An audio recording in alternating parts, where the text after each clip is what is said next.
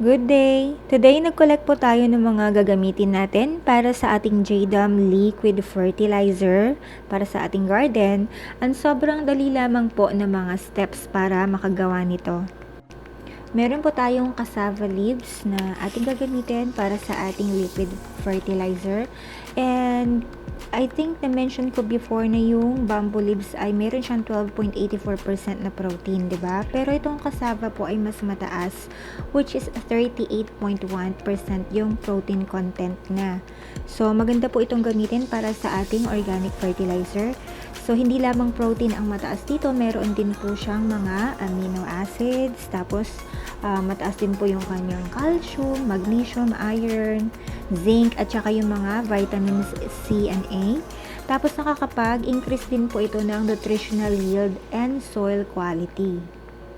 And then, meron din po tayong banana leaves. So, yung dry pwede, yung green pwede rin po, and yung banana stem. And very effective po itong mga banana parts na to para sa ating organic fertilizer dahil mataas po ang banana leaves and yung stem sa magnesium. So may potassium din siya, sodium, phosphorus, and calcium. So ito po ay mainam talaga na gamitin natin bilang ating organic fertilizer. Mag-a-add din po tayo ng kaunting ipil-ipil leaves dahil ito po ay nakakapag-regulate ng pH ng soil. Tapos nakakapag-inhibit siya ng mga diseases, tapos yung mga insect pest.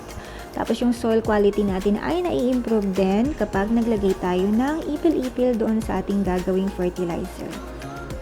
Ang kasunod nating ingredient ay yung ating mulberry leaves dahil dito nga sa farm ay marami tayong tanim na mulberry and kapag nagkakat po tayo, sayang naman po yung ating mga leaves. So i-add na lang din po natin siya doon sa ating gagawing fertilizer. Ang mulberry po ay hindi lamang maganda na gawing tea para sa ating consumption, kundi maganda rin po itong gamitin na pang fertilizer dahil sa kanyang nutrient content.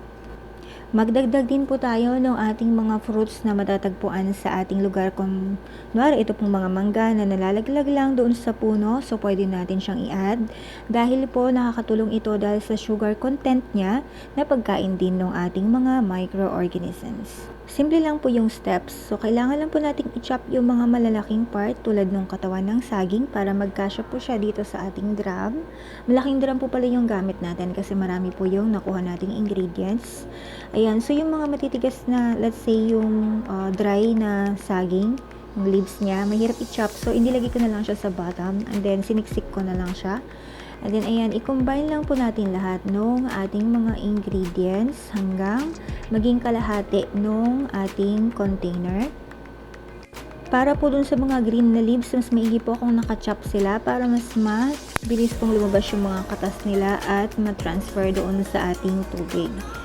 So, ayan, isiksik nyo lang po sila at least halfway doon sa drum natin. And then, ang ating kasunod na part ay lalagyan lamang po natin ito ng tubig. So, yung sa amin po deep well, nanggagaling yung water. Kaya, ayan, hindi ko na siya pinapasingaw. And, nilalagyan ko na lang ng tubig yung ating drum hanggang ito po ay mapuno.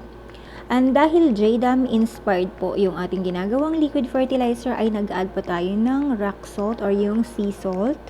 And then, yung ating kinuhang leaf mold galing doon sa ilalim ng ating kawayan. So, ayan, naglagay po tayo ng mga microorganisms dito sa ating ginagawang liquid fertilizer. Ayan, bago natin makalimutan yung ating paboritong fertilizer, yung malunggay. So, source din po ito ng nitrogen at iba pang nutrient para sa ating liquid fertilizer.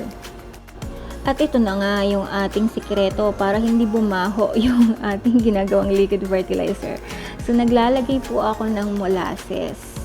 Ayan, kasi napansin ko na yung mga unang batch na ginawa ko ay sobrang masangsang po talaga yung amoy. So, since nung gumagawa ako ng mga fermented concoctions, 'di ba, puro molasses yung ginagamit nila.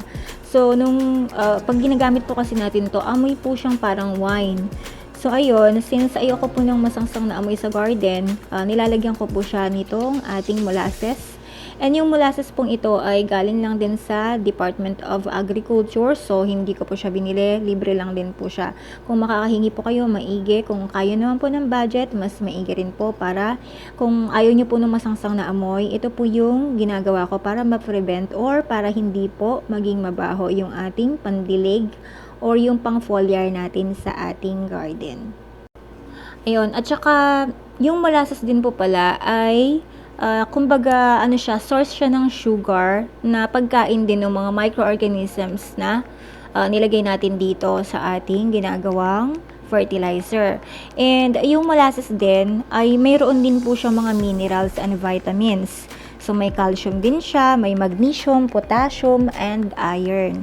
So, mainam po kung mayroon talagang budget ay lagyan nyo siya. Or, kung wala naman pong let's say molasses, pwede pa po kayong maglagay ng mga prutas, yung mga matatamis pong prutas na let's say kitchen scraps or yung mga pinagbalatan, or let's say pati yung saging, 'di ba sa palengke pwedeng manghingi ng mga saging na malapit nang mabulok doon sa mga vendors.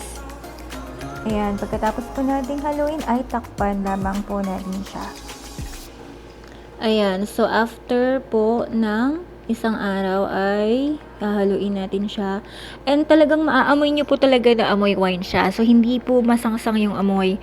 Unlike dun sa ginawa kong grass clipping fertilizer before na isang araw pa lang talagang amoy kaudang na po siya. Tapos hindi po matiis yung masangsang na amoy.